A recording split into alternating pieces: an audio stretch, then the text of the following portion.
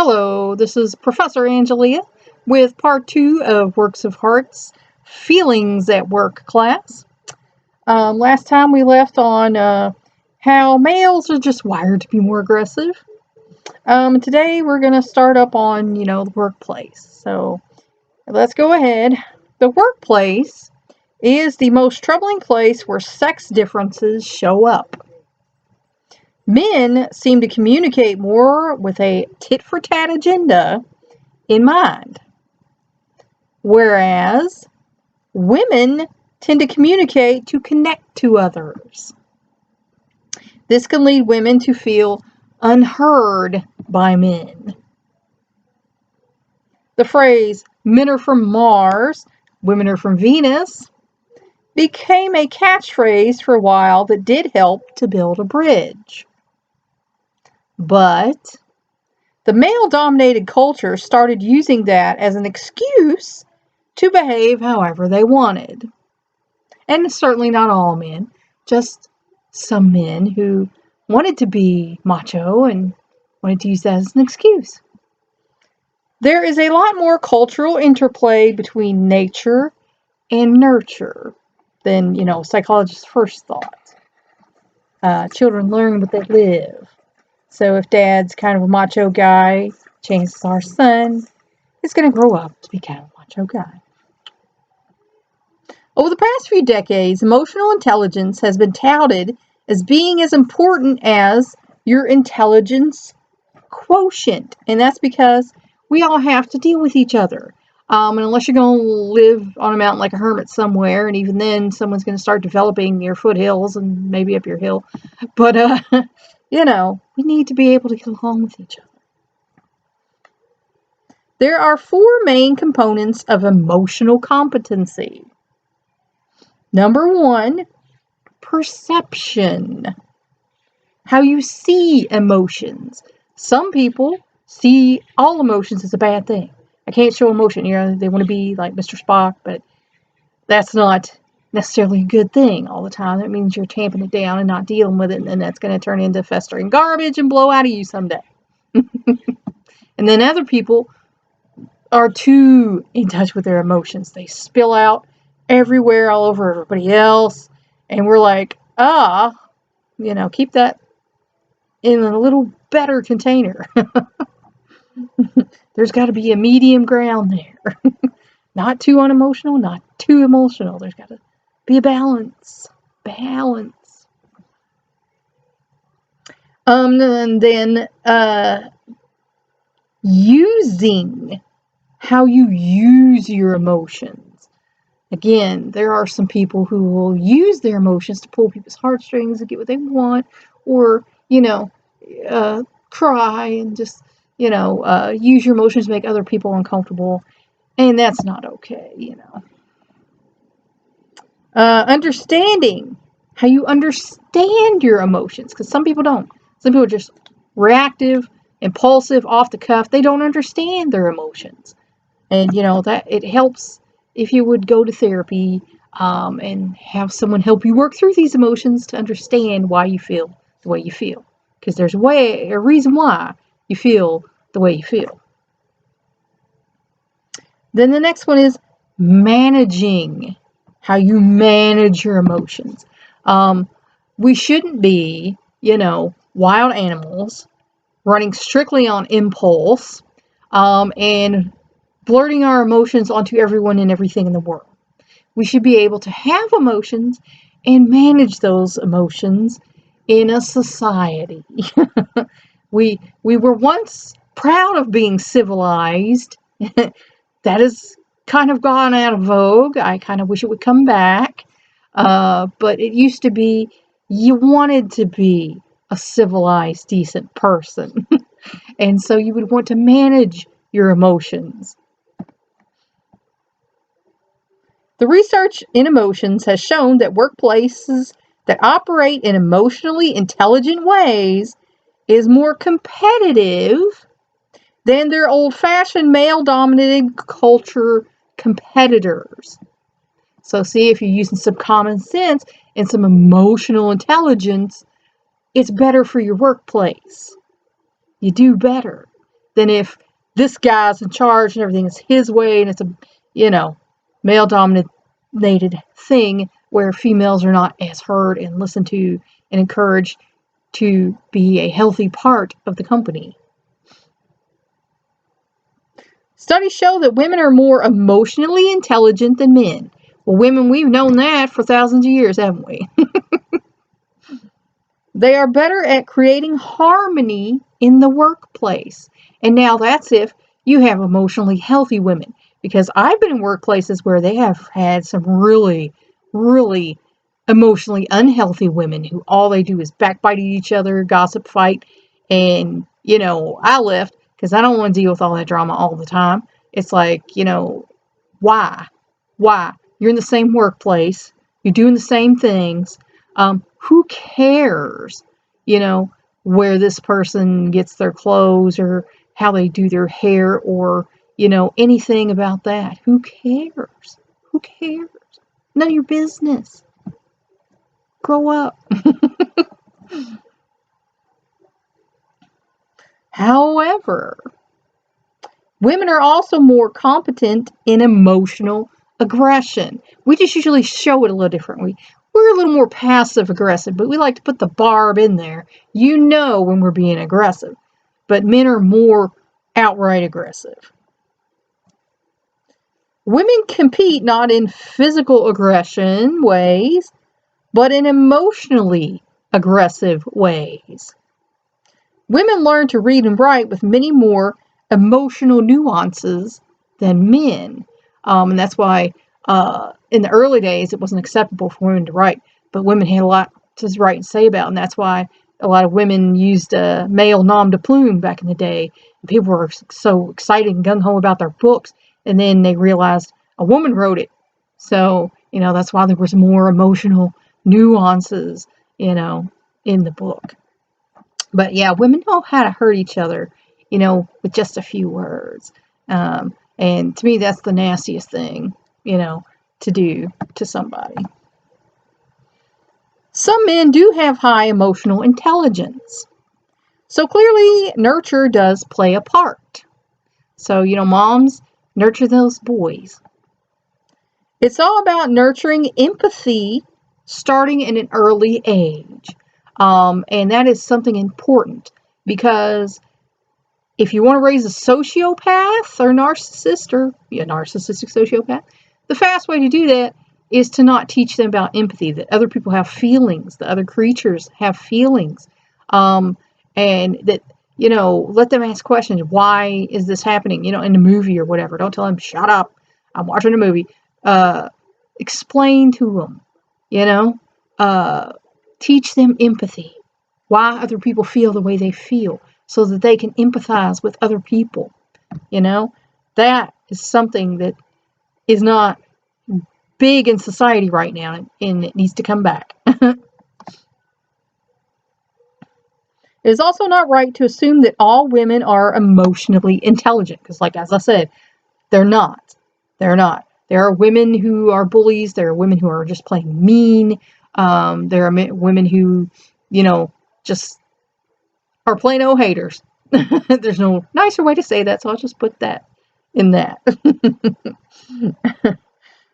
Some women are tougher and meaner than their male colleagues, and I've met a couple of those.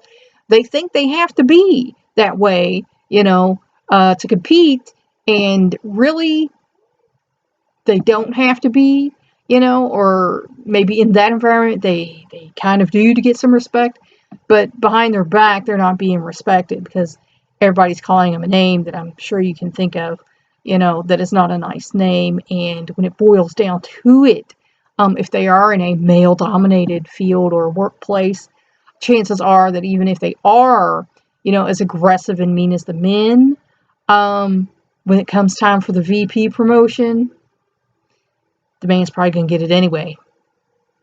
Just saying. Best thing a woman could do is, if you find out that's a place you're working in, is to report that, and if nothing changes, get out. There's just tons of other places to go.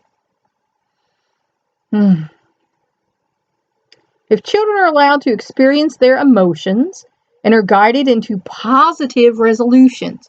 You need to teach them how to resolve their emotions positively, you know? Okay, you get angry, but what good does that do? Calm down. All right, you're upset with so-and-so. Why? What did so-and-so do? Okay, well, why do you think so-and-so did that? Well, if you put yourself in their place, teach them how to have a positive resolution, with their emotions. And that will go a long way towards keeping them from becoming, a narcissistic sociopath, thinking their emotions were never taken care of, and none of their needs were ever met, and they got to go out into the world and get theirs before somebody else does. Too many people like that growing out there. Both sexes respond equally well to empathetic child rearing. So, when you're raising your kids, empathetic child rearing, boys and girls both respond equally. Now, dads are more likely to be sexist. Just a fact. There's numbers. But, raise both boys and girls to have empathy and caring for other people, and the world will be a much better place, because too many kids are just being shushed. They're to be seen, not heard, and we're kind of going backwards in time to a time when that was not good, and that we did not have a good society. So, we need to go back forwards again, and to teaching our children empathy and caring for others. We are wired differently, and that does make us different. Men evolved to be the protectors, warriors, and hunters. Therefore, they needed to be strong, aggressive, and to have less empathy. Because, if he was out there in the forest saying, "Oh, look at little Bambi, he's so cute. I can't shoot him, he's so cute," then you didn't have dinner that night. So that didn't behoove the men to be that way. Women evolved to be the child rearers, care tenders, and nesters. Therefore, they needed to be quick thinking, friendly, and have more empathy. Because, if the woman wasn't taking care of the kid, or she's trying to hold the kid on her hip while she's, fighting a woolly mammoth on the other side, there might not have been a high survival rate, amongst the children.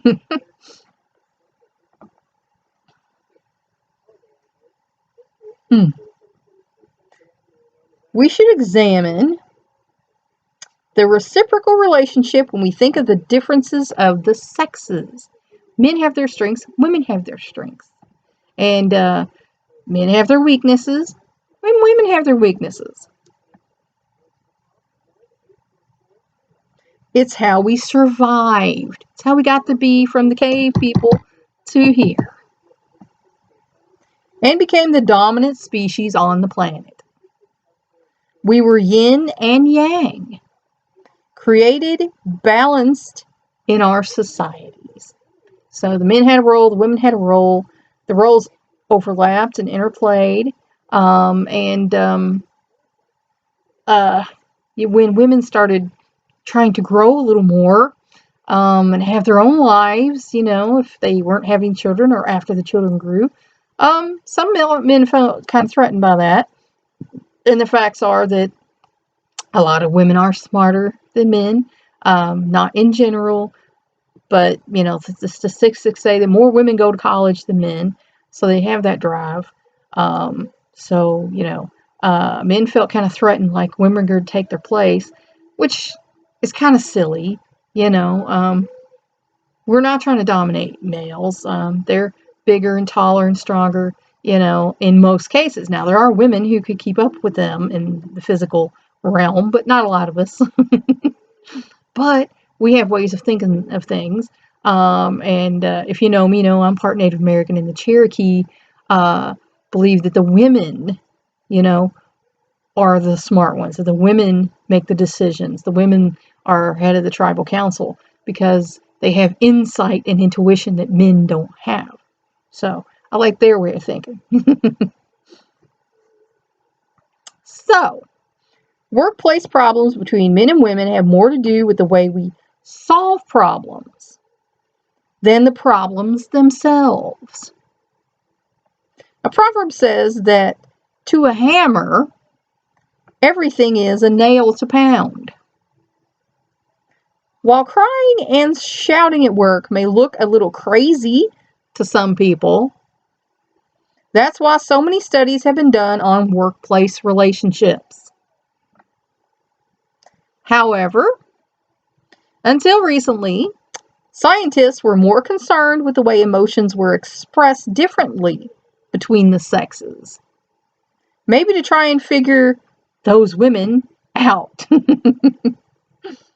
There were results that usually suggested that people do their best to control their emotions. And that's a mentally healthy, emotionally healthy person in most cases. A great suggestion, except for in real life. How comfortable are we with emotions at work?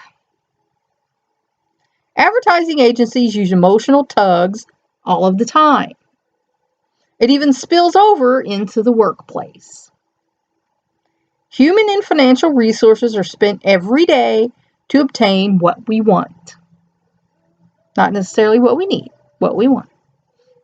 Emotion is very relevant. The Kleenex company had a Let It Out campaign, and on their website were the statements, "It feels good to feel," and "Experience the release." They had a page where people could share their crying experiences. Kleenex got it. They met us with open tissues. We were given permission to be our authentic selves. Mostly, people do not behave badly or are out of control at work. The recent recession hurt all of us. Corporations reached out to help in most cases. We were thankful. Some workplaces now require an applicant to take emotionally telling tests to see if they are stable enough for their job. And I've seen some of these that my sons have taken. And some of them are hilarious and some of them make sense.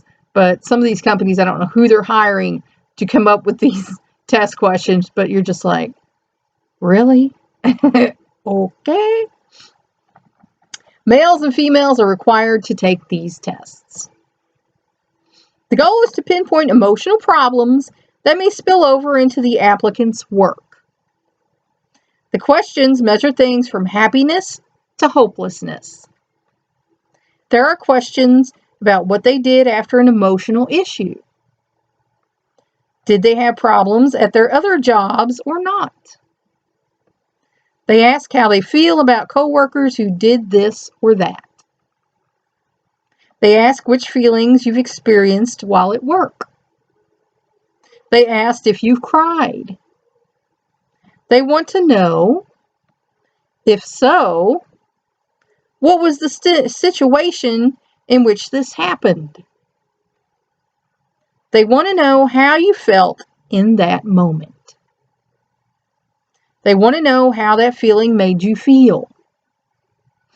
They want to know how you felt afterwards. They want to know how you think others view you.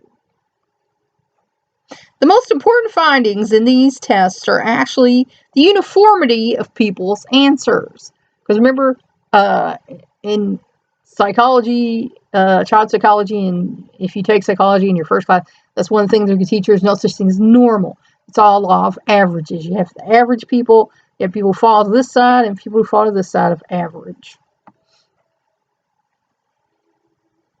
For most people, frustration is the dominant problem at work.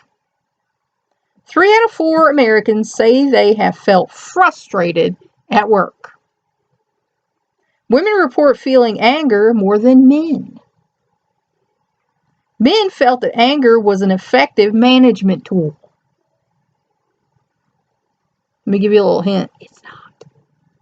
More than 60% of workers reported seeing their boss angry with someone at work. Nearly half of all workers reported feeling anxiety at work. Not surprisingly, more women reported crying at work than men did. Women do, in fact, cry more than men on average, 4 times more. While both sexes reported anger, frustration, annoyance, and anxiety, the women were more likely to cry about it. However, crying at work didn't necessarily mean that they disliked their job. So, crying at work doesn't necessarily mean that you hate your job. Bosses as well as junior staff reported crying. However, it did seem that younger people cried more than older people. So, crying doesn't mean that you're unhappy or won't go far in your profession. Most workers don't have a problem with emotion in the workplace. Again, like I said, most. Law of averages there. Most people feel that when people get emotional at work, they appear more human. 88% of workers feel that being sensitive to others' emotions at work is an asset and a positive trait. Americans seem bombarded by emotions at work, but most people see them as a positive thing and makes coworkers seem more human rather than the clock-punching automaton that seemed to be praised in the 1950s. Showing emotions at work is not a bad thing. We just need to learn how to effectively use our emotions at work. We have a variety of personal tools and skills to deal with a variety of circumstances. Emotions can be one of them. If you think about it, you can probably come up with a variety of different strategies to manage your emotions effectively. You can get an expert opinion if you feel that you need help managing your emotions. You can buy step-by-step guides if you feel moderately competent in managing your emotions. You can use your personal reflections in a journal, etc., if you feel like you just want to keep track of how you tick. There will always be workplace challenges. Only you can find out what works best for you. You must build your own individually tailored emotional management portfolio. You can get help if you need it, but the help should feel like a natural part of helping you to deal with difficult emotional situations. Some people are just naturally going to feel things more powerfully on the job. Anger, fear, anxiety, and joy are just going to happen. Tears may even happen. Emotions happen. But empathy should also happen. We should make an effort to try and understand or feel the emotional or mental state of another. We are individuals, but we share this planet and our workplaces with others. So, let's try to have some emotional intelligence and be okay with our and others' average feelings. And that's the end of that class. Let's have a little recap here. Emotional symptoms are because stuff happens in life and stuff happens at work. So whenever anybody has an emotional outburst, it's because this has touched them deeply inside. Even if you think it's not a big deal, to them it clearly was. So if you're in management, you might want to ask them, what's the big deal? Or, not come at someone else, say, hey, you're being a jerk, stop. I've seen that at our store here recently. There was an older fellow in there, and he was upset because people weren't wearing proper masks and kind of went off on everybody, and people were going off back on him, and it was like major drama in the store. So,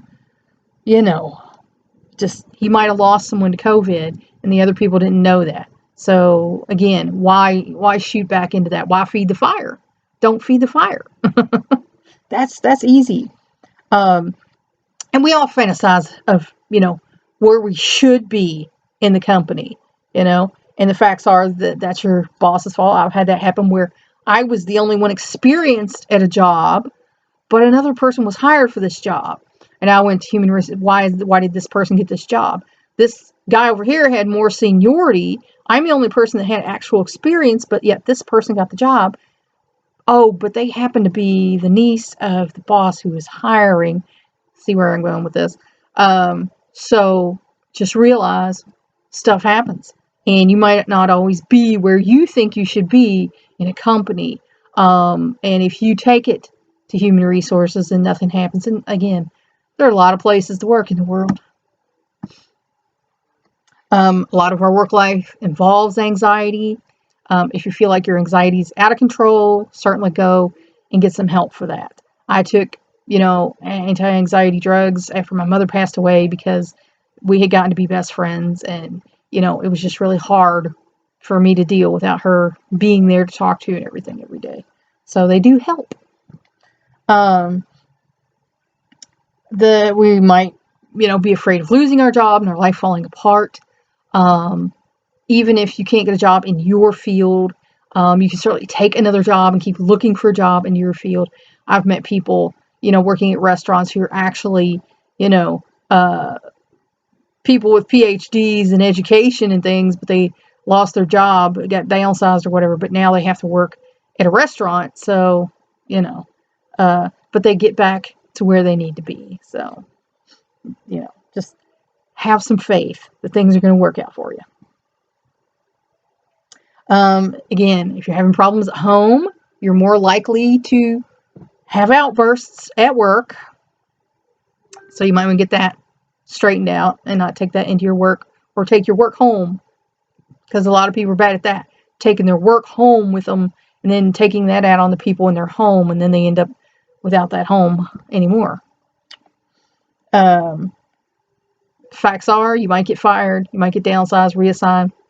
That happens. Deal with it. Anger is the next big thing in the workplace. Wondering how someone could do this. It's hard for us to understand, but we're not them. We haven't had their experiences, and we just need to let it go and move on with our lives. Sometimes the bottom does drop out from underneath of you. Best thing you can do is get back up, start forward again. The next emotion is fear. Things can make us afraid at work, especially, angry coworkers or people who threaten you all the time. Is like, if you do this, you're getting fired. Why are you doing this? Maybe we need to get you fired. And you're like, what the bleep?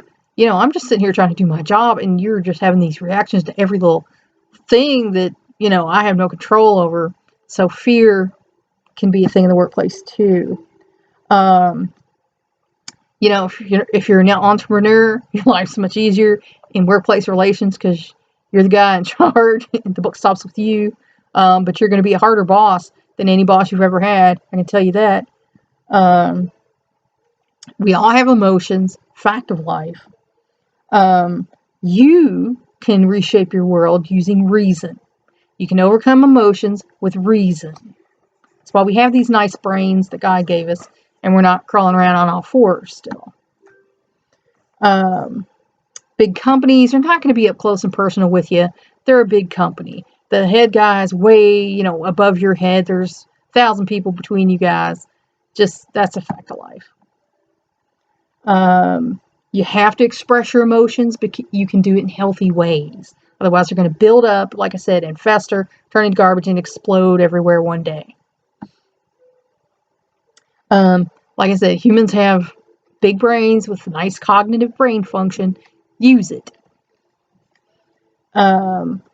Emotions are essential.